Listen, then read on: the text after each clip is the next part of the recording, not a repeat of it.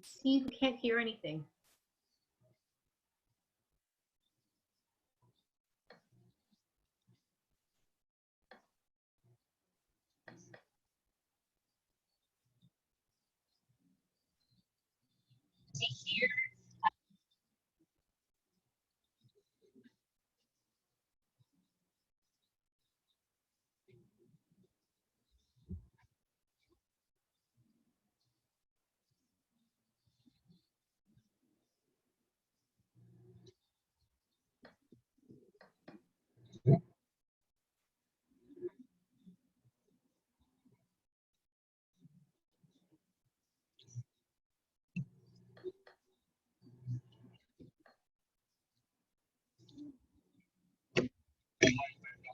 Hey, Stephen, we still can't hear anything.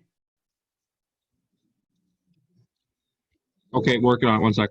Okay.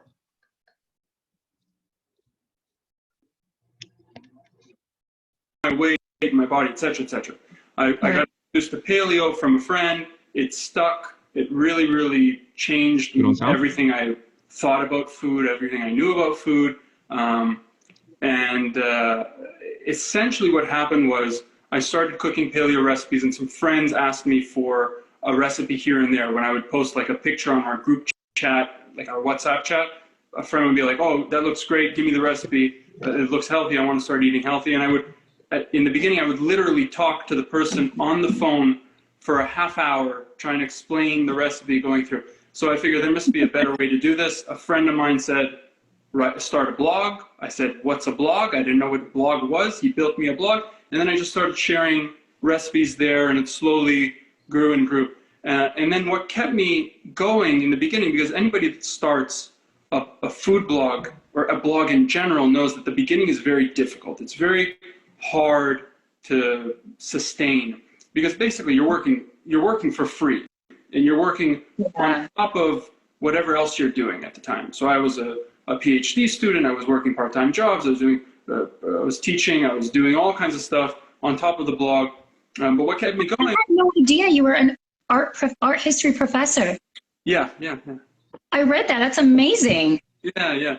And so you were kind of juggling all that kind of at the same time? All these plates, and what kept me going was just hearing from people that are, same kind of thing you just said is, I read your story, really inspired me to keep going. Thank you so much for the recipes. And that's all I need. Like, if I can reach one person, then it's enough to keep going the next day. And so I just stuck with it. And that's literally the inspiration for why I continued with doing what I was doing. That's amazing. That's great. Yes. ENG for life 92. Cooking is happiness, my friend. I love it. I love it. So you guys will actually have a chance to, if you have any questions, you can comment on here, and then now we can go through some. I know we've got some, I've got some questions for Ronny as well, but feel free to comment, and we will go through. So now the first question I have, okay, Ronny, here is chicken. Okay, it is a staple in every or most households. I know I always have chicken in my freezer, and I know that I go through kind of waves where I'm like, I'm sick of chicken. I don't want chicken anymore. It's just the same old thing, and I use different spices. It's just I go through these waves of I'm done with chicken. I'm done with chicken.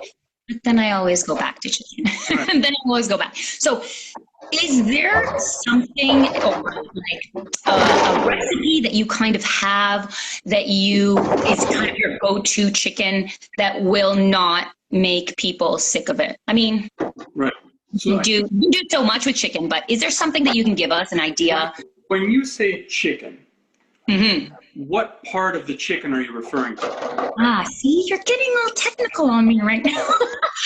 Okay, so Maria, I really what chicken you're eating? Well, I'm usually eating chicken breast. Okay, so this is right.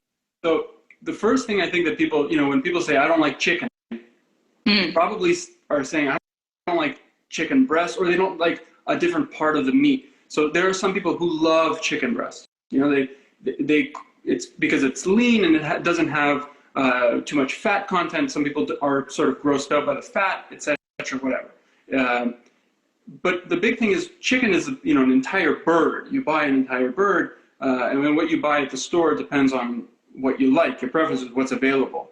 So I think the big distinction is, first and foremost, if you don't like chicken, you have to figure out what part of the chicken you don't like. If you don't like chicken breast, then don't eat chicken breast. Eat chicken thigh, eat chicken drumsticks, eat chicken wings.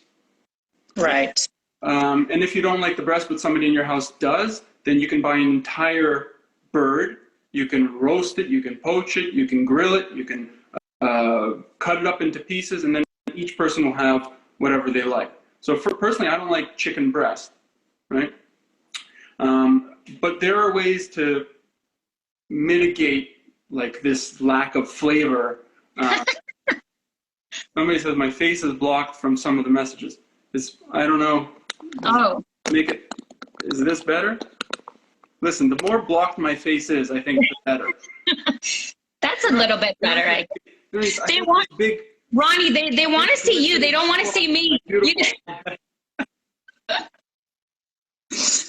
So essentially, I think you got to boil it down to what kind of pieces of chicken you're eating. What parts of the chicken? Chicken breast is lean. It's going to be, doesn't have very much fat content, so there's a potential to dry it out. So I think that's what it is. Maybe sometimes what happens is I dry it out too much and then it just becomes too dry. So I guess I got to take it out a little bit before. So it depends on the rest, but let's go through this thoroughly for anybody that is sort of looking at chicken thinking, you know, every time I cook this thing, it's just completely dry. There's a couple things you can do. First, you can try to find, if you're going to eat chicken breast, if you must absolutely eat chicken breast, you can look for chicken breast that has bone in and skin on. Okay, this is kind of like going to be like an insulator, where the skin is going to impart some of the juice from the fat, because the fat is on the skin, and it's going to impart some of the juiciness into the meat, into the muscle fiber, and then the bone is going to kind of protect it from overcooking. So if you have skinless, boneless chicken breast, it cooks very quickly, and you got to be really careful with it, because if you overcook it, it can overcook very quickly as well. That's interesting. That's a great tip. And then if you don't like the fat, you don't like the bone, you can remove it before you eat it, and you'll probably be left with a much juicier finished product. Yeah. The other thing you can do is, if you're going to buy chicken breast, I still think you should buy it bone-in, skin on, because it's cheaper, number one. And then when you get home, just peel the skin off. It comes off like, you know, like a Band-Aid. And then you just sort of slice the bone out of the breast. It's not very difficult. The breastplate is actually very, very simple to cut off. So with that, you save money. And then you can take that skin, you can take those bones, you can put it in a pot of water with some onions, carrots, celery, and make a chicken stock. Ooh. Okay, so now all of a sudden you've created two things for the price of one. Whereas with boneless, skinless chicken breast, I mean, I've got some in my freezer, I'm not going to lie. It's very convenient. Yeah. But it has a tendency to overcook. Yeah. The other thing is, if you must buy boneless, skinless, it's the only thing you have available, it's the only thing your kids will eat, or your husband, your wife, whatever, then you need a meat thermometer. You've got to get a meat thermometer, and you got to cook the chicken, depending on how you're doing it, to about 160 Fahrenheit, then take it off of whatever you're doing, let it rest, and it'll increase to 165 with the residual heat, and then at 165 it's safe to eat. And that's the juiciest temperature that you'll get without running the risk of having any sort of salmonella contagion or anything like that.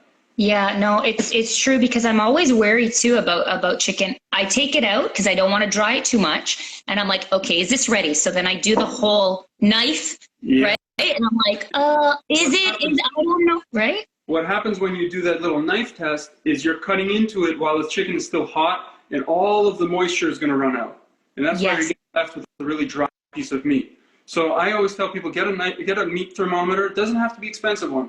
You can get a digital meat thermometer for about $30. It'll last you for years and years and years. It'll be one of the best investments you ever make. You can go on Amazon right now, pick them up on Amazon. There's a million different kinds, but any meat thermometer will do as long as it's accurate. cook it to 160, take it out, whatever you're doing. If you're roasting, if you're pan frying it, take it out at 160, leave it for a couple of minutes, and the residual heat will bring it up to temperature around 165, and then it's safe to eat. No worries about any sort of thing like that. Tasha says, my kids laugh at me for cutting. It's going to be on that. Absolutely. So then, okay, if I get a meat temperature, where do I put it? I just, always the thickest part. Thickest part. If you're cooking breast, the thickest part. If you're cooking thigh, the thickest part. So that's always where you're going. If a piece of chicken is this big, you're going to aim for somewhere around there. So number one is if you have an aversion to chicken breast, look for skin on, bone in. Okay. If you're going to roast, it depends on what you're doing, obviously. Yeah. And otherwise, you can cook any other type of chicken. Now there are recipes, I think, where chicken breast really is a star, like a star ingredient. First is, I have a recipe for chicken piccata, which is on my blog. Piccata means to pound. It's kind of pounded thin chicken. It's pan fried in just a little bit of oil. It gets a little crispy. I dredge it in, arrowroot starch or cassava flour, which are these alternative flours. So they're gluten-free, they're healthy. And then you make a really quick and easy pan sauce, a lemon, caper, parsley pan sauce. And it comes together really, really quick. The chicken doesn't dry out because it's smothered in this delicious lemony gravy sauce. And it tastes great, and it's really simple to make. It's really hard to mess up. That sounds fantastic. Yeah, so that's a good one. And then other things like chicken, if you're going to cook chicken breast, marinate it.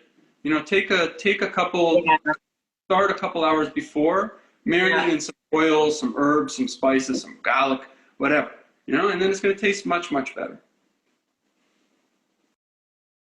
I think that's what it is. I think I'm always trying to be so quick because of the kids. So it's like, go, go, go, go, go. But that's a great idea. If I just marinate, if I just use some time and just to marinate it, it won't be so dry. So Ronny has so many recipes, guys, on his blog, cookprimalgourmet.com. I'm on it right now on my laptop. If you just go to recipes, it's sectioned off so beautiful. It's got the beef, the chicken, the pork, the lamb. You just click on it, and it'll give you your recipe card. What? Nice and simply organized.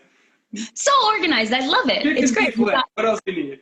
You've got your side. You've got your other dishes. This is fantastic. So that's beautiful. Okay. Next question. Spice. Okay. Right. Spice is a variety of life, as they say, right? So this is my life. Variety is the spice of life. Yeah, you're right. Guys, I swear I'm drinking coffee, not wine today. Okay, I promise you.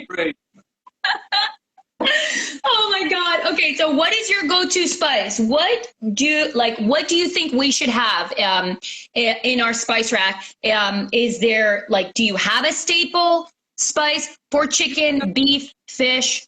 I think the basics before we get into the spices. Mean to you with salt and pepper? Sorry? What does that mean to you? Good salt and pepper. What is good salt? Show me. So this is the salt. This is the only salt I like to really use for everyday cooking. So it's Diamond Crystal kosher salt. So the good thing about this is sort of like my go-to every day. And I have, I do this for a living, Maria. So I have like 17 different salts in my pantry. It's okay. Can you only imagine? Nobody needs 17 different salts. I got Celtic salt, Himalayan salt, Sel Gris, Malden, kosher, everything. Your wife must be so happy. She's just thrilled. So I think for everyday cooking, Diamond Crystal kosher, specifically Diamond Crystal, they should pay me because I gotta write that down. Diamond Crystal. Diamond Crystal. It's hard to find. That's the thing. It's hard to find. Oh, thank you, Ronny. Yes. Thank you. Whichever Cristini brother is managing the athletics account. Yes, only 17. So diamond crystal kosher salt or any kind of good. Can I buy it on Amazon? You might. I don't know. I bought like six boxes at a time. It lasts me 2 years. I never look back. So Okay. I just buy bulk. Okay. Where you get it in the GTA? If you're in the GTA, you can look. I get it from Concord, which is in Thornhill, which is my sort of local. I love that place. I support that grocery store. You can find it at Concord. Sometimes you can get it at certain Costco's. Occasionally. Okay. And occasionally I've seen it at Copa's or Highland Farms, something like that. Cool. So this one is really good because it has a really nice texture to the crystals. So I like this one. And then pepper, or any kosher salt for everyday cooking. Using things like sea salt, Himalayan pink salt, iodized table salt, they're okay. I wouldn't recommend iodized table salt, but sea salt, Himalayan pink salt, they're great. They're healthy. They're pure forms of salt. The problem is they're very thin crystals. They're small, small crystals. So if you think about volume, if you put a teaspoon of sea salt, of fine sea salt, and a teaspoon of kosher salt, by volume, the sea salt will be saltier because there's more crystals in it. Does that make sense? Yes, that makes absolute sense. Yes. So when I develop recipes, I only use this. So if somebody can use this in the recipe, they're probably going to be closer to what I'm eating at home if they're using the salt.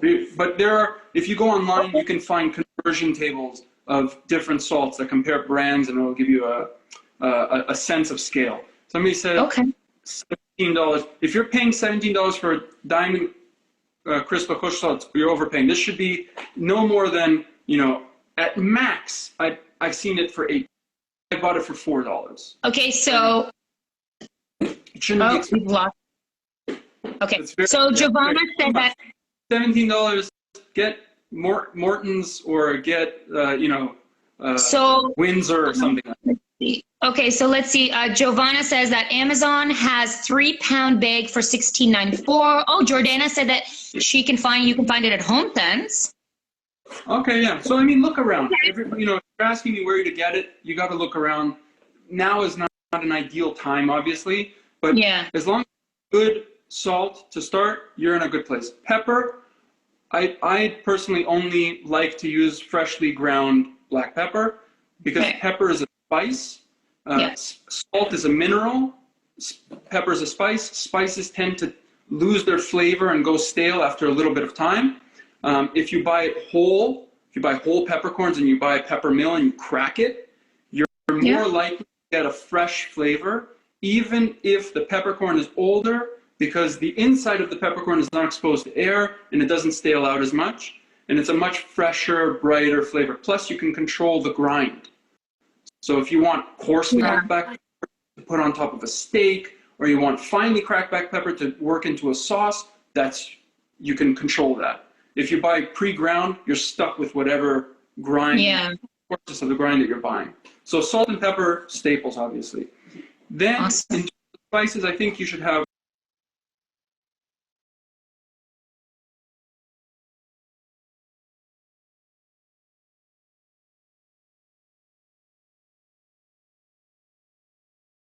this everything but the bagel seasoning. I've heard of it. We won't be able to find it in Toronto. You can find different brands have started to sell it. Bagel seasoning. It's the same kind of seasoning that goes on top of an everything bagel. So there's white and black.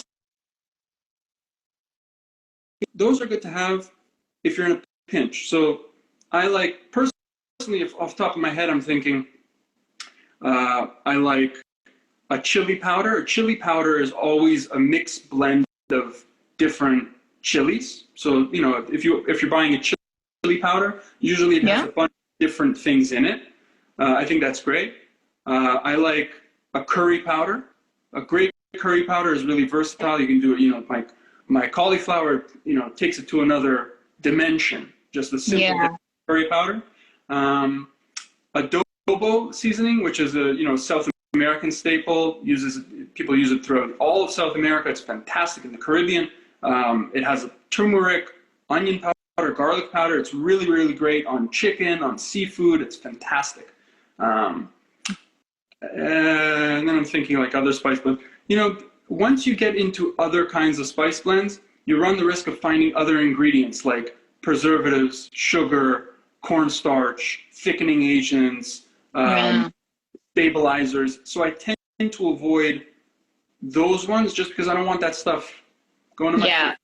Absolutely. Like, I love Montreal steak spice, but Montreal steak spice a lot of times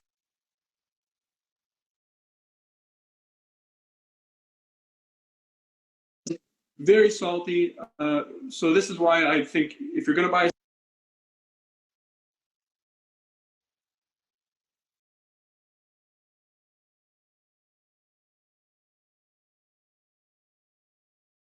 spices of whatever you like. Yeah. And then you can use those individual spices for a million other things. Absolutely. So yeah.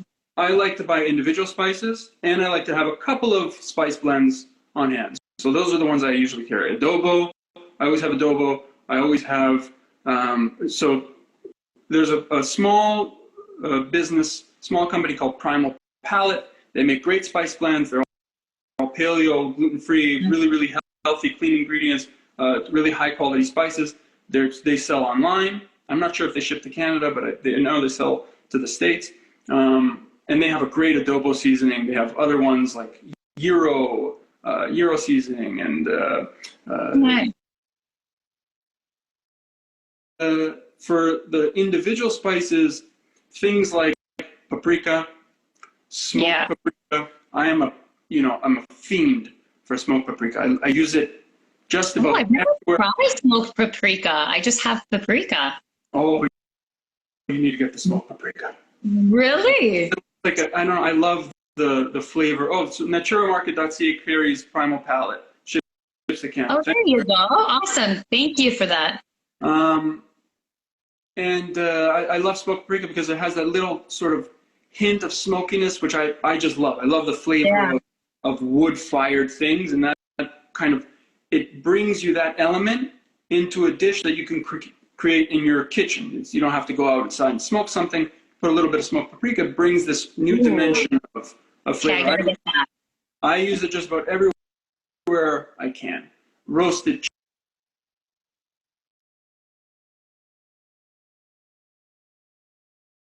as I make it just about